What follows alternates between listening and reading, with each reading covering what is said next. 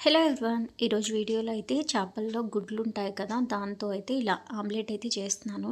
మేమైతే సన అంటాము, చాలామంది జన కూడా అంటారు. ఇలా ఆమ్లెట్ వేసుకుని తింటే చాలా టేస్టీగా ఉంటుంది. చాలామందికి తెలియదు ఇలా ఆమ్లెట్ చేసుకుని తినాలి అనేసి. చాలామంది ఏంటంటే ఉడకబెట్టి కర్రీల్లో అది వేస్తుంటారు. అలా కాకుండా ఇలా ఆమ్లెట్ లాగా ట్రై చేయండి. నేను ఇక్కడ ఎక్కువగా వేసాను, చిన్నగా కూడా వేసుకోవచ్చు ఆమ్లెట్ అనేది. నేను ఇక్కడ లావుగా వేసేసాను, ఎలా అయినా వేసుకోవచ్చు. ఎలా ప్రిపేర్ చేసుకోవాలో చూద్దాం. నాకు ఈ రెసిపీ అత్తయ్య చెప్పారనమాట. నేను అప్పటి నుంచి ఇలా ట్రై చేస్తూ ఉంటాను. సనత్ ముందుగా అది క్లీన్ చేసుకోవాలి. ఒక 2 టైమ్స్ అలా వాష్ చేసుకుని తర్వాత ఇందులో ఇంగ్రీడియంట్స్ అయితే యాడ్ చేసుకుందాం.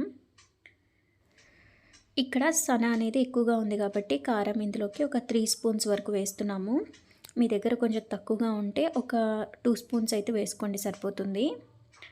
3 స్పూన్స్ కారం, అలానే ఇది వచ్చేసి మసాలా పేస్ట్ అనమాట. ఇది ఎలా ప్రిపేర్ చేసుకోవాలో వీడియో లాస్ట్లో చూపిస్తాను. దీన్ని కూడా ఒక 2 స్పూన్స్ వేసుకోవాలి. అలానే గరం మసాలా ఉంటుంది కదా, ఇది కూడా ఒక 2 స్పూన్స్ వేసుకోవాలి.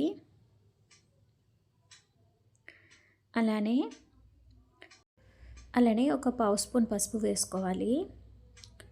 అలానే రుచికి సరిపడినంత సాల్ట్ వేసుకోవాలి.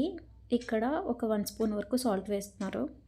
ఇలా అన్నీ వేసుకున్న తర్వాత ఈ మసాలాలంతా కూడా సరగపట్టేలాగా బాగా మిక్స్ చేసుకోవాలి. ఇక్కడ చేత్తోనే మిక్స్ చేసుకోవాలి. ఇలా ఈ విధంగా బాగా మిక్స్ చేసుకోవాలి. మిక్స్ చేసిన తర్వాత చూడండి, ఇలా ఈ విధంగా రెడీ అవుతుంది. ఇప్పుడు ఇందులో పచ్చిమిర్చి, అలానే ఆనియన్స్, కొత్తిమీర ఇవన్నీ వేసుకోవచ్చు. మేము ఓన్లీ ఇక్కడ ఆనియన్స్ మాత్రమే వేస్తున్నాము. ఆనియన్స్ కూడా వేసుకొని బాగా మిక్స్ చేసుకోవాలి.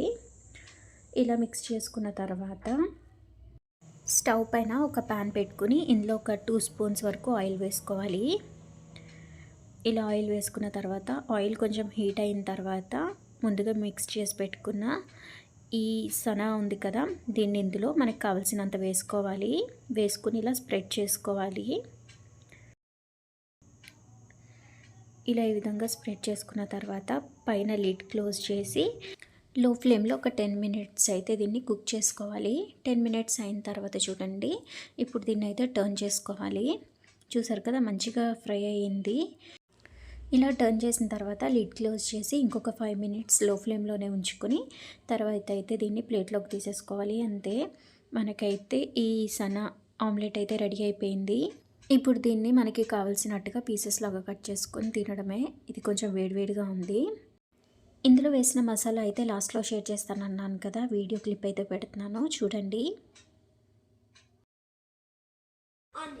మసాలా కోసం 10 వెల్లుల్లి, 1 స్పూన్ జీలకర్ర, అలానే చిన్న అల్లం ముక్క, 1 లవంగం, అలానే ఒక 2 to 3 స్పూన్స్ ధనియాల పొడి వేసుకొని కొంచెం వాటర్ వేసుకొని అలానే ఒక 1/2 స్పూన్ గసగసాలు కూడా వేసుకోవాలి.